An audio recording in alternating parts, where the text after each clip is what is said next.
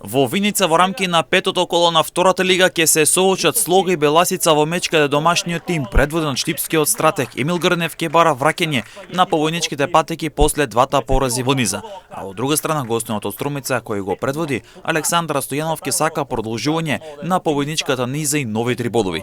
Надпреворот е важен и за двете екипи. Слога Виница ќе мора да најде начин како до триумф, како до 3 бодови, бидејќи во секој друг случај за нив ќе биде нов неуспех на патот кон прогрес на средината од табелата.